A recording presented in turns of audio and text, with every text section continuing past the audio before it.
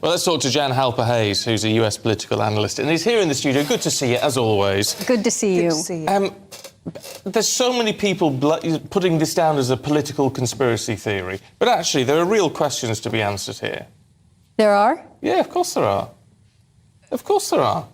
What he's being accused of, but what part do you think is to answer that the 2020 election is going to be litigated because of this? They've made a huge, huge mistake with this one, because even though we thought what was going to happen was they were going to go after him for treason or sedition, but they did criminally charge him, but they didn't go to that extreme.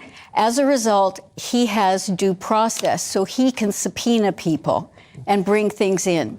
Now, let me say something about this 2020 election, is that Biden is the legitimate president, but he's the legitimate president of what is now the bankrupt U.S. corporation.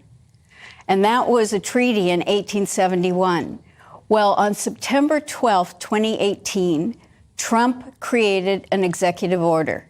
Within that, he outlined in future elections any kind of foreign or domestic interference, specifically for the 2020 election. So we say, how did he know some of these things were going to happen? Election integrity on both sides of the aisle is tough. It's really tough.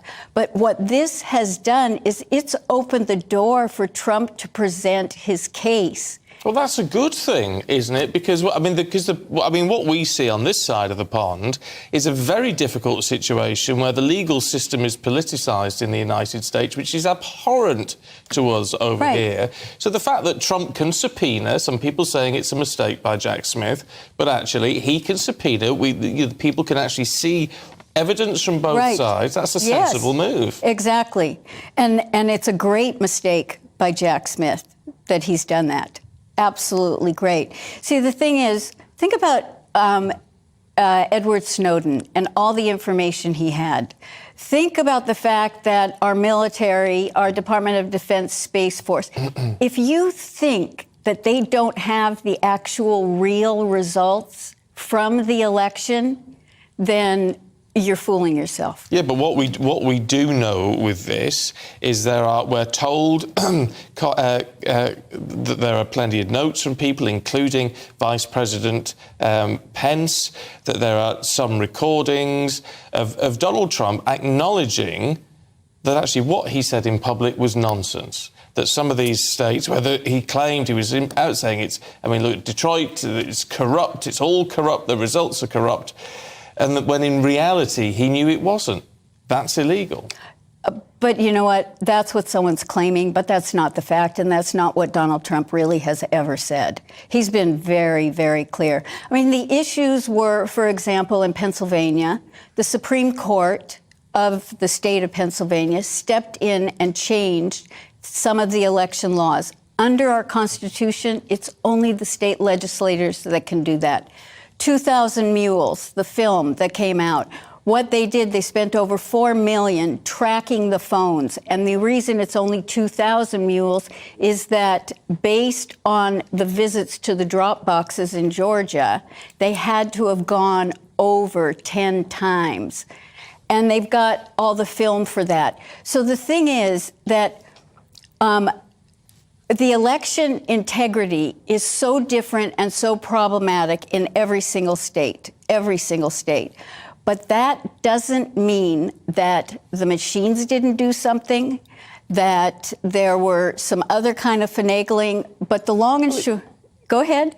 Well, it doesn't, but that's where conspiracy comes in, is it? To say, well, it doesn't mean that something didn't happen. Well, there's no evidence that it happened. I mean, there's how many court cases did the Trump campaign try to bring? Nothing's gone in his favour. Okay, wait a minute.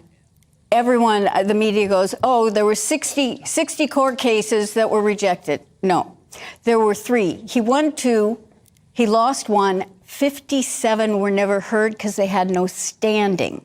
And standing means that the person bringing the case has to claim some kind of impact or injury. So it's really, the media did that, and they're great at doing that, but was a fallacy in there. And the thing is that, I sit on a task force at the Department of Defense. And the thing is, they've got the goods. They've got the goods. And Trump knew that if he presented any of the goods early on, we'd have a civil war. That he really felt that the people needed to see how bad it could get. And that's the sense that we're getting from Trump's lawyer about what his defence is going to be. So this is all going to be based on free speech, the First Amendment in the US Constitution, that he had a right to say what he believed. And he believed that the election results were not as was put out.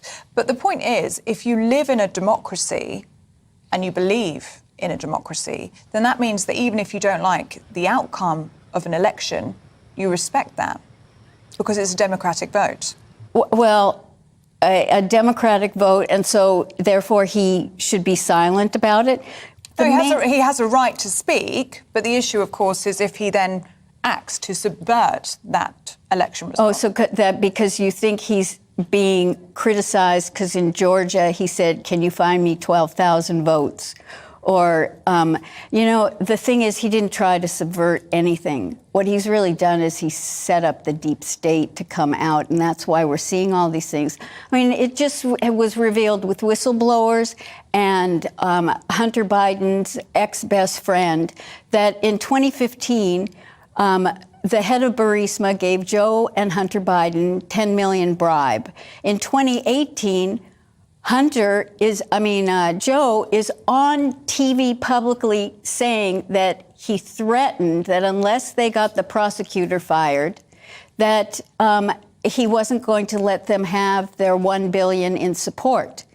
In 2019, Trump calls Zelensky to find out about what went on to get the prosecutor fired, and he gets impeached. I mean,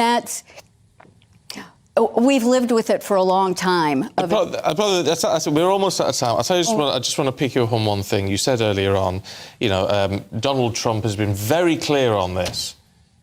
Is he a man that you believe? I mean, look, he's about as believable as a chocolate teapot, isn't he? Look, I know that, thank God you got the negativity in at the end and not the beginning. I can always count on you for that, always. But it's a legitimate point to say that Donald Trump is a man who always speaks the truth. That can't be the case. I mean, it's hardly the case of any leader, to be fair, but, I mean, definitely not Donald Trump. Well, I don't know if I said everything or always, because I do call him the embellisher-in-chief, because he's a marketer. But in terms of telling us things, optics, you better believe that he's very much a straight shooter in terms of actions that he's going to take or what he thinks needs to be done. They made fun of him because they assumed he broke protocol and walked in front of the Queen. No, if you go back and look at it, you will see he looked at her.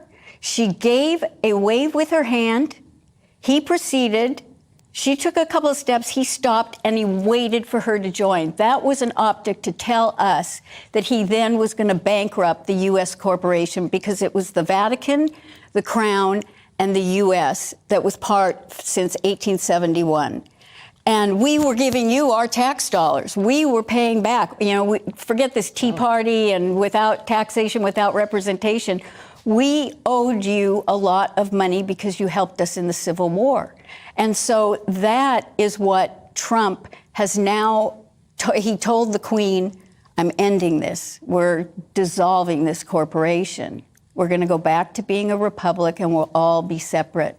The Pope wasn't happy. You should find the picture of him visiting the Pope. It took 650 planes to remove our gold from the Vatican Bank. I'm not very happy about it, Jan, to be perfectly honest. We could do with your money at the minute. Keep it flowing, I say. Jan Halper-Hayes, really good to see you. Thank you very much indeed. You too.